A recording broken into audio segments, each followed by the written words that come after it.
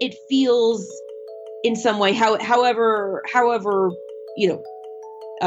much of a fantasy this is, it feels as if I'm doing something about it, that I'm managing it in some way, that I have some sort of control over the loss of my mother, which of course I don't.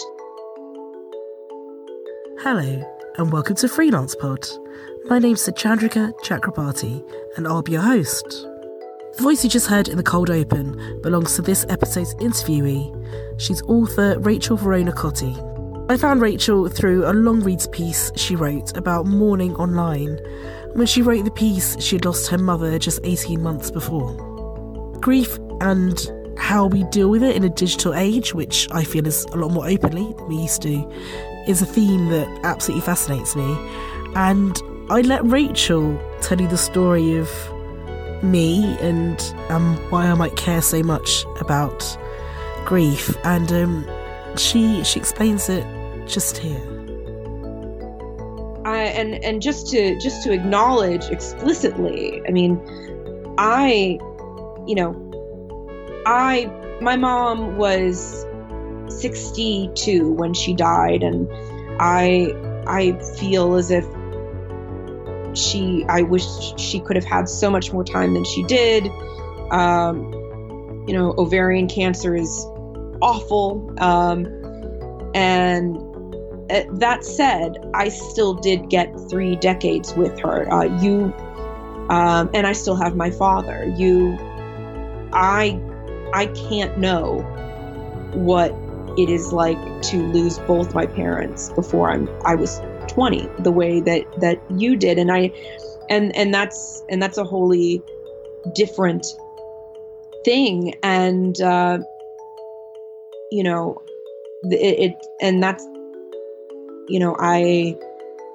would never even pretend to understand that. I would have dealt with this, I think, quite differently at age 20. And young people, yes, especially, are it's so terrifying for them to be around. And it's something that I've thought about. And when you mentioned to me how old you were when you lost your parents, I thought about it again, because even as somebody, I was, I guess, say I was 32 when my mom died. It is still so, despite the fact that I had wonderful support from a lot of angles of my life, or from many, many corners of my life, there are just a lot of people who do not know, they just do not know what the fuck to do with it. They just don't. And I don't blame them, because of course, how can you know? And it is so terrifying. And it's exactly what you said. You lose your father, and then people around you realize, oh, I could lose my father too. It's like this. It's like being sort of shot through with this realization of mortality that we generally just sort of wander around, not thinking about, because how could we function if we were always thinking about how we're all going to die? So I think you can tell from what Rachel just had to say that we had a great conversation and she really listened to me. And I think for the moment, I'm happier with her telling my story in her words, and it might be a little while before I get to telling those stories myself on a microphone on this podcast. But I will put links in the show notes to personal essays I've written about my parents and about their deaths and about grief. But beyond that, I decided to tackle this difficult subject on this particular episode because Freelance Pod has been going for 1 whole year. It had its first birthday on Sunday, the 10th of November, and it was what I hoped would happen when I launched it, but I didn't know if I would make it this far. And so I've been making a podcast entirely by myself for a whole year. And I'm so pleased I managed to do it. And it's been an incredible year involving 3 live recordings, a Lovey Award shortlisting, and getting to talk to just incredible people, meeting other podcasters, learning so much about this medium. And just a quick reminder that I still got my 3rd live recording to go. It's on Sunday, 17th of November, so it's a couple of days away, and it's at the Boulevard Theatre in Soho. So I'm making my stage debut in Soho. So tickets are £12. They're still available online at the Boulevard Theatre website. Do come along to see me interview science author Gemma Mill, and we'll talk about how to get a non-fiction book published, how to self-brand yourself online, and how hype gets us really weird science and tech headlines like robots are going to steal your jobs. Like, they're not. It's hype and it's ridiculous. So we'll be talking about all of that in a fun way. So do come and join us. But yeah, back to this episode. I decided to tackle a heavy subject and one that will always fascinate me and that I'll probably return to many times. And Rachel was a brilliant person to talk about grief and the internet and the specific loss of a mother, which is not like anything else. So I'm just going to let her speak for herself. Here we go. I am somebody who really thrives on control, or at least the illusion of control. I thrive on feeling as if I can organize things into a narrative. And so I think for me, one of the ways that I dealt with the sort of wallop of grief was to find some sort of way to, as you said, to sort of parse it through language. To even though I think, and I think this is something we talk about a lot, that language fails us so often when it comes to talking about something as big and bulky and visceral as grief. I found some I don't know if relief is the right word, but there was something soothing about writing it out, about trying to find ways to articulate it. And I think that there are a couple reasons for that. First, again, there's the sort of delusion of control, that if I'm able to put this into a narrative, to tweet about it, to write an Instagram caption, to write essays for the internet about different facets of my grief process, then it feels in some way, however much of a fantasy this is, it feels as if I'm doing something about it, that I'm managing it in some way, that I have some sort of control over the loss of my mother, which of course I don't. When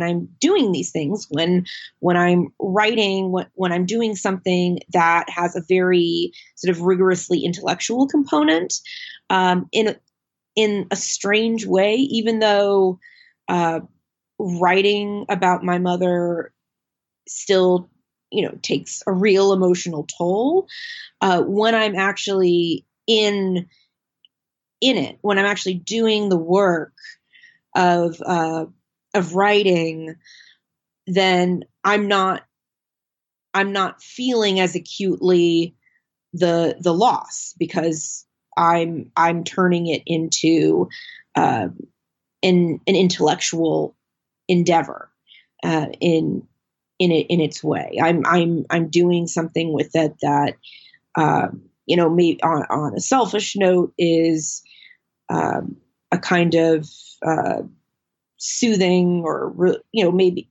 relief for me, and also that's something that could be useful perhaps for others, and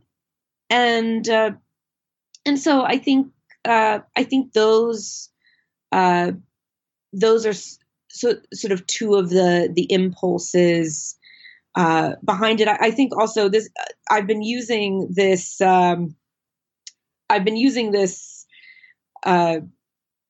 reference here and there.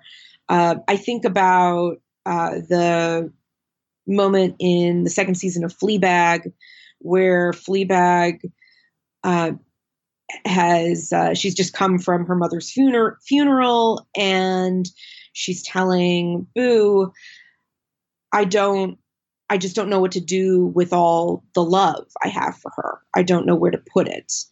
And so I think for me, writing about it, writing essays online, tweeting, I think all of that has been for me part of this larger effort to figure out where to put that love, where to put all of these feelings, how to navigate this relationship that is now, it's ongoing. I will continue to have this relationship with my mother, and this is something I think you get to in your essay on the outline about grief processes too. That relationship continues, but now it's just me. It's me. There's no corporeal maternal presence. So everything sort of becomes diffuse. So in those ways, the internet has been helpful, really. And then of course there's the community aspect. The internet can be a terrible place. It can also, it is also the place where I've made wonderful friends, and they have been absolutely tremendous in this year and a half since I lost my mother. The experience of losing somebody so close to me, I had never had that, and now it was happening with my mother. So I was really just am still, just totally just sort of confounded by it. And so I think, yes, leading up to her death, I keep coming back to this word organize, but I think that was what I was trying to do, that I had, that my brain felt so consumed by what was happening, by the anxiety that I felt about her imminent and certain loss, and just everything that was happening, and the feelings were just, they're just so oceanic, just enormous and sort of unrelenting, that again, I think I reached for a mechanism of control, which for me tends to be writing. I think through writing. That is how I organize my thoughts, and so it just sort of happened that I began, not in any really systemic way, but then just sort of started posting about it a lot, just things I observed, nothing I hope that, would have infringed upon my mother's privacy or my family's privacy, but things that I was feeling. It's such a grief is, one of the things that can be so difficult about it is it's and one of the things that makes it so difficult to wrangle is that there's just so much about it that you can't anticipate, that you just, as you said, that you can't know until you feel it. And there's really no way to know what you're going to feel because there's no template for it. Everybody grieves in a way that's very specific to them and who they are and specific to the relationship that they had with that person they're losing and what their most intimate and private thoughts are about that. So it did sort of become this way. It's also very isolating, I think. And this probably is something that is connected to my extroversion. I don't like to feel isolated and feeling this feeling of grief, that, I understood it as being so fundamental to me and to my relationship, with my mother. Even having a really wonderful support system, it's not something that you can share. And obviously I don't, all of us, those of us who lose people, sooner than seems fair. None of us want the people we care about to experience that sort of thing. But the fact remains that it is nonetheless a really sort of isolating circumstance. And so I think there was a way in which I was sort of reaching out and it was wonderful and really warming in its way. The sort of responses I would get back, in some ways, I think talking about our grief seems to give permission. Not that any of us should need permission, but I think because it can be so difficult to feel like we can just sort of express the biggest, ugliest emotions that we have. Seeing somebody else do it can maybe enable or facilitate somebody else doing that, and feeling and thinking, well, actually, I'd really like to share something that I've been grappling with. And so the sort of testimonies that I would get from other people, whether it was tweeting or whether it's been in response to something that I've written and have published, that's been wonderful. For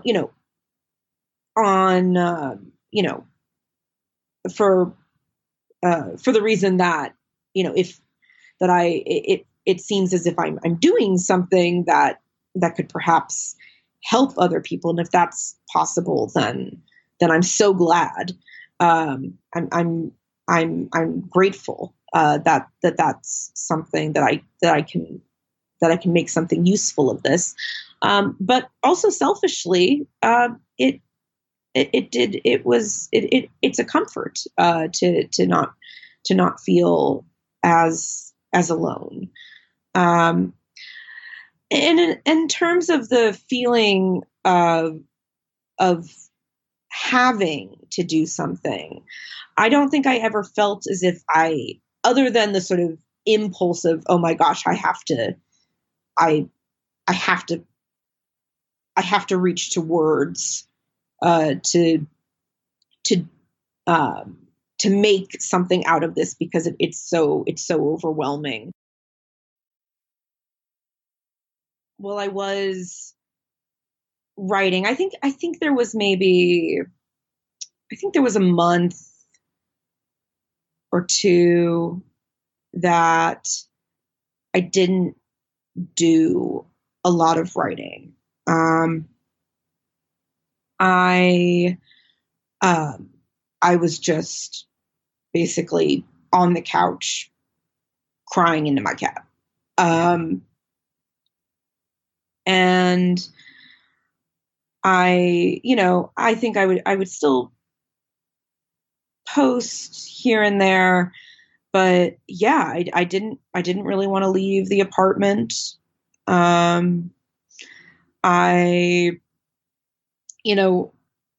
People closest to me, they would come over. I would go, one of my sisters lives in town. We would see each other. But yeah, there was part of it. I didn't want to inflict myself on other people. And I also just didn't, in those really early months, as you said, it's just sort of this feral time. You're learning, you're basically learning the world all over again. You're learning how to be in the world where your mother isn't. And for me, for somebody who is so privileged to have had a mother who, every relationship has its complexities, but but to have had a mother where there was so much mutual love and understanding, who had always taken just wonderful care of me, to have had that privilege, and which then sort of makes my grief over her loss a privilege of its own. It's a, I think I'll be learning the world without her for the rest of my life. I'll be trying to figure out and sort of experimenting with different ways and different places to put my grief for years to come. So I think, yeah, especially in those early months, I think you gradually get to a place where you're able to do that work, but also maybe return to yourself a little bit. But initially it felt just insurmountable to be all of the things that I thought I was, and I expect myself to be, and also to be grieving. And so I spent a lot of time, much more time alone than I ever had. And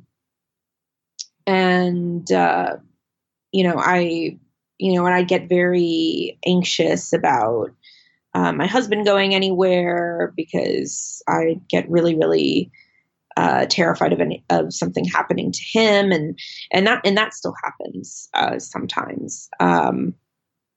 And then in terms of the creativity, it felt so weird, and I would have sort of, I had ideas here and there. Relatively early on, I really wanted really wanted to write something about the music that Mom and I listened to together. It was just something that I really wanted to do. And so I thought, well, what the hell? I talked to somebody that I knew at Pitchfork, and so that resulted in an essay. And I'm very, very glad that I wrote that essay because, I think it was. I do think it was sort of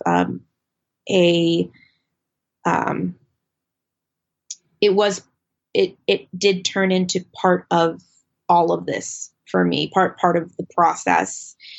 I think it did help me to think a little, more lucidly about the way I'm remembering her and about the different places that I can go to remember her. And I got a lot of really lovely responses from people who had also lost parents and who, were, and who related to some of what to what I wrote about. And so I'm glad for that. But there was this sort of queasy feeling of, how am I doing this so soon? It's my mother hasn't been gone for 2 months, and I'm writing something. How am I doing this? And but at the same time, I think every time I write something about losing her, I am inhabiting a different moment of it. That was early. And that piece, I think, that is, I'm really skittish about rereading things that I write. But I imagine that piece is probably different in a lot of ways. Well, it's definitely different in a lot of ways from the piece that the long reads piece, because, a year and a half later, I'm thinking about losing her. It's not just about the loss, but also thinking about what it means to document that loss. So, and so, yeah, I think in writing that has more or less been part of the way I've grieved, and that I've also that I've parsed the grief. My book sold in mid-June of 2017, and then my mother died less than 6 months later. It was just a really, really wild turn of events. So I tried to work on it, but it did by I would say by February or March of 2018, I sort of realized, oh, okay, I think I'm going to need a little bit of space, because it's one thing to write an essay. It's one thing to say, okay, I'm going to devote this discrete amount of time to this activity today. And that felt doable for me in the following months. But writing a book that, despite the fact that it's not a memoir, it still has memoir elements to it, and my mother is there, that the enormity of that project I think that just felt beyond me briefly. And then, but then, sometimes I also really thrive on tight deadlines. I'll sort of lose it at first, and then, but then just kind of throw myself into it. And so I think there was when I, in the last months leading up to when I turned in the first draft of my manuscript, I think that in its way was helpful, even though, it could be hard. I was still, I'd be writing and still beating back the desire to just go and sob about how much I missed Mom. And it was just this really, it was crappy.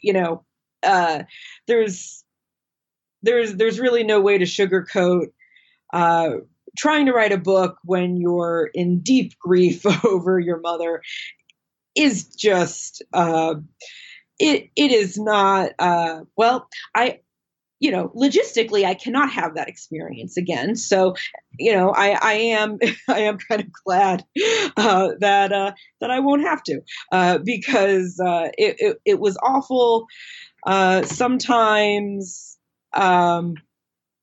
Sometimes the really urgent need to just focus was helpful if I could really lose myself in the work that I was doing.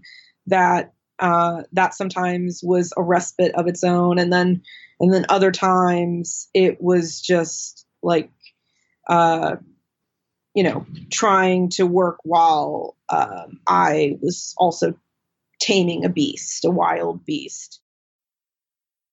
So having this sort of disembodied space out in, where we sort of put ourselves out into the ether and engage with one another there, I think in some ways that can be that can be helpful when the actual physical